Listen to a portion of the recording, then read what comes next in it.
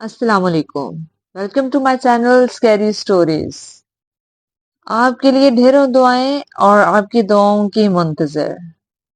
आप लोगों से रिक्वेस्ट है, जो मेरे चैनल पर नए हैं और मेरा चैनल सब्सक्राइब नहीं किया तो काइंडली मेरे चैनल को सब्सक्राइब कर दें और वीडियोस को लाइक और शेयर लाजमी किया करें और कम से कम कोई ना कोई कमेंट लाजमी कर दिया करें। आपका इसमें टाइम तो बहुत कम लगता है, लेकिन ये हमारे लिए एक बहुत बड़ी मोटिवेशन होती है। बढ़ते हैं आज की कहानी की तरफ। मेरा नाम दानिश है और मैं कनाडा में था।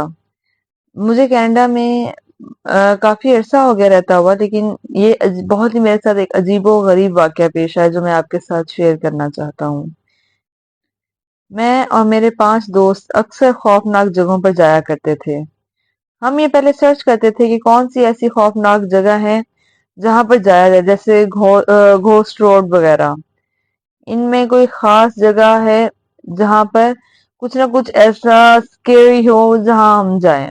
अब हमने एक जगह सर्च की, एक ऐसी खास जगह जो हमारे घर से कोई 15 मिनट की मुसाफत पर थी, जिसका नाम ओल्ड फ्रेंच है।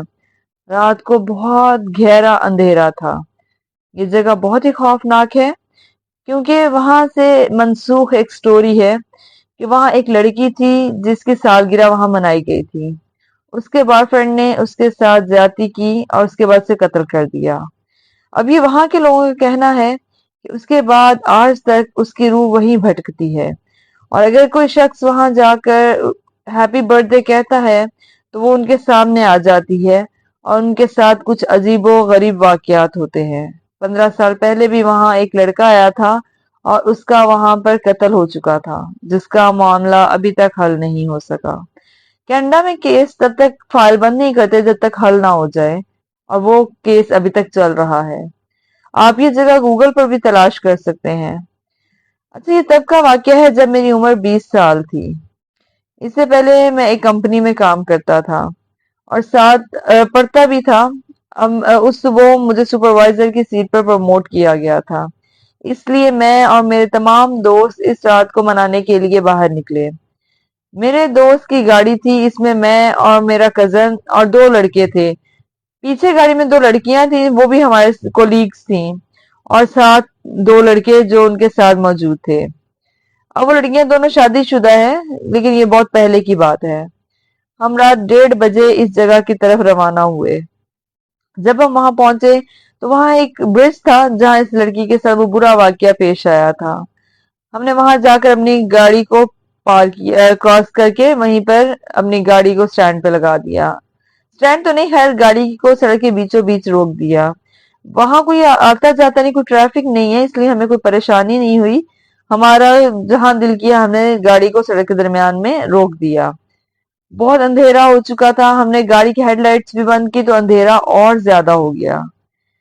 अब मेरे पीछे मेरे दोस्त की गाड़ी थी, उन्होंने भी लाइट्स बंद कर दी और हमने ऊंची आवाज में हैप्पी बर्थडे कहना शुरू कर दिया कि शायद कोई हमारे सामने आए, वो चीज है तो हम उसे देख सकें।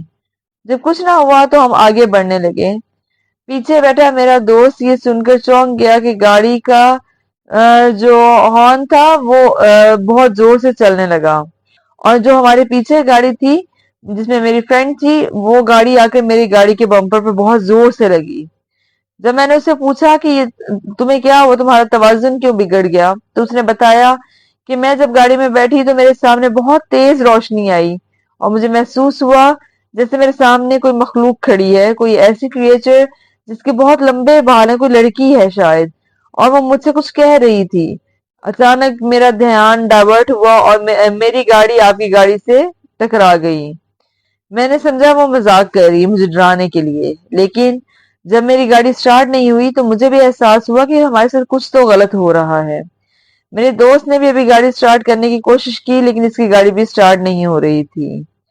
मेरे पास उन दिनों बीएमडब्ल्यू थी और बीएमडब्ल्यू के सारे सेंसर बोलने लगे। अगर आपको पता हो तो इस गाड़ी के सेंसर तब बोलते हैं जब इसके आगे से कोई गुजर रहा हो। जब मैंने आगे देखा तो गाड़ी की हेडलाइट्स चल रही थी और गाड़ी के सेंसर खुद ब खुद बोल रहे थे। मुझे बहुत अजीब फील हो रहा था। अब हम आपस में एक दूसरे को दिलासे दे रहे थे میں گاڑی سے اترا اور کہا کہ کہاں ہے، کوئی ہے وہاں، کوئی ہے ادھر، اگر کوئی ہے تو مجھ سے بات کرے۔ ابھی اتنی ہی بات کی تھی کہ مجھے پیچھے سے کسی نے زوردار دھکا دیا اور میری سر گاڑی کے شیشے سے جا ٹکرا گیا اور وہ شیشہ بھی، اس میں بھی کریک پڑ گئے۔ پھر مجھے بہت غصہ آیا، میں نے سوچا کہ شاید یہ میرے کسی دوست نے کیا ہے۔ میں گاڑی میں بیٹھا اور گاڑی کو دوبارہ سٹارٹ کرنے کی کوشش کی۔ میں نے گاڑی کا سب کچھ چیک کیا، سب کچھ نارمل تھا، اور جب کال کرنے کی کوشش کی تو نیٹ ورک بھی نہیں آ رہے تھے، اب سگنل بھی نہیں تھے، اور مجھے نا اب کچھ عجیب سا فیل ہونے لگا۔ ہم پیدل چلنے لگے۔ وہاں پیدل چلتے ہم نے ایک فارم دیکھا، کوئی فارم قسم کا گھر تھا جیسے کسی کا فارم بنا ہو۔ میرے دوست نے کہا کہ چلو وہاں جا کر ناک کرتے ہیں، شاید ہمیں کوئی ملے جس کے پاس بیٹری بوسٹر ہو اور جسے ہم اپنی گاڑی کو سٹارٹ کر سکیں۔ ہم سب نے ایک دوسرے کے ہاتھ پکڑے ہوئے تھے کیونکہ ہم سبھی ڈرے ہوئے تھے۔ ہم چلتے گئے اور سب ڈرے ہوئے اس گھر میں داخل ہوئے۔ وہاں پر کوئی سروس نہیں تھی اور فاصلہ 4 کلومیٹر دور تھا۔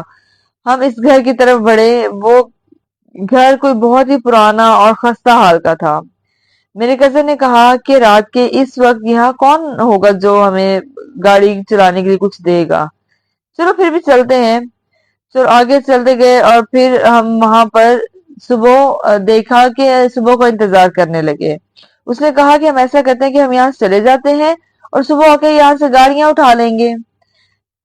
اس روڈ پر کوئی بھی آتا جاتا نہیں تھا۔ ہم نے فیصلہ کیا کہ ٹھیک ہے ہم چلتے ہیں، یہاں پر کس نے ہمیں ملنا ہے۔ ابھی اتنی ہی بات کی تھی کہ فارم کی طرف سے کچھ شخص ہماری طرف آ رہا تھا۔ وہ بہت تیزی سے ہماری طرف چل رہا تھا۔ اس کا سفید لباس تھا اور اس کا منہ بھی پوری طرح ڈھکا ہوا تھا۔ اگر میں آپ کو اس کا قد بتاؤں تو اس کا قد اتنا لمبا تھا جتنا میں نے نارملی کبھی نہیں دیکھا۔ اس کا قد تقریباً کوئی 8 فٹ تک تھا۔ اسے دیکھ کر ہم سب بہت ڈر گئے اور فوراً وہاں سے بھاگنے لگے۔ ہمیں ایسا لگا جیسے کوئی ہمارے پیچھے ہمیں دھکے دے رہا ہے اور ناخن مار رہا ہو۔